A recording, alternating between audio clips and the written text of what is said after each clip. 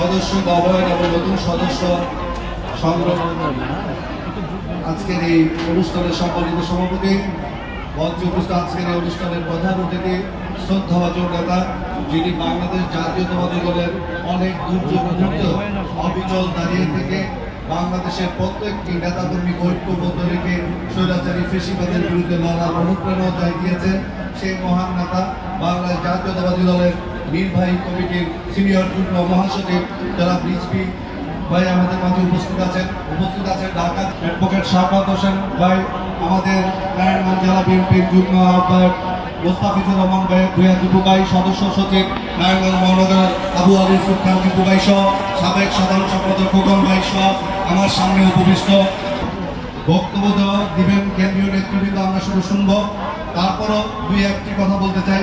প্রিয় বন্ধুরা, আপনারা জানেন যে দীর্ঘ সময় ফ্যাসিবাদের বিরুদ্ধে বাংলাদেশ জাতীয়তাবাদী দল যেভাবে লড়েছে, যে জনপ্রিয়তা, যে আস্থা, যে ভালোবাসা বাংলাদেশের মানুষের এই জাতীয়তাবাদী দলের প্রতি রয়েছে, সেই জনপ্রিয়তা, আস্থা এবং ভালোবাসাই আজকে জাতীয়তাবাদী দলের বিরুদ্ধে ষড়যন্ত্রের সবচেয়ে বড় কারণ হিসেবে দাঁড়িয়েছে। বন্ধুরা আমার, আজকে রূপগঞ্জ থানার একটি সদস্য নবায়ন প্রোগ্রামে যে হাজার হাজার মানুষের নেতাকর্মীর উপস্থিতি, এটাই আজকে বিএনপির বিরুদ্ধে ষড়যন্ত্রের একমাত্র কারণ বলে কথা আমরা মনে করি। বন্ধুরা আমার, বাংলাদেশের মানুষের অধিকাংশ মানুষের আস্থা আজকে বাংলাদেশ জাতীয়তাবাদী দলের উপর রয়েছে বলে সর্বমহলে এক ষড়যন্ত্রকারীদের ঐক্যবদ্ধ একটি প্রচেষ্টা আমরা দেখতে পাচ্ছি।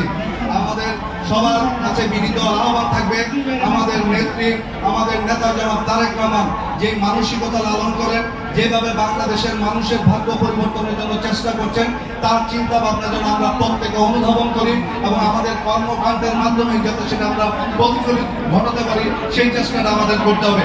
সর্বশেষ যে বিষয়টি বলছি সেটা হলো আজকে তথ্য প্রবাহ অবাধ যুগে যে মিথ্যা তথ্য পরিবেশন করে এবং এই সোশ্যাল মিডিয়াতে জাতীয়তাবাদী দলকে বারবার বিদ্রুপের সম্মুখীন করছে যারা, যে ষড়যন্ত্রকারীদের, তাদের বিরুদ্ধে ঐক্যবদ্ধভাবে জাতীয়তাবাদী দলের প্রত্যেকটা নেতাকর্মীকে সতর্ক হয়ে তাদের বিরুদ্ধে প্রতিবাদে অংশগ্রহণ করতে হবে।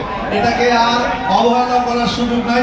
আপনারা রাজপথে যেমন আন্দোলন সংগ্রামে সর্বোচ্চ ভূমিকা রেখেছেন, আমরা বিশ্বাস করি এই সোশ্যাল মিডিয়াতেও জাতীয়তাবাদী দলের প্রত্যেকটি নেতাকর্মী এই অপকর্ম এবং দুশ্চরিত্রদের বিরুদ্ধে রুখে দাঁড়াবেন, সেই প্রত্যাশা ব্যক্ত করে বক্তব্য শেষ করলাম। ধন্যবাদ সবাইকে।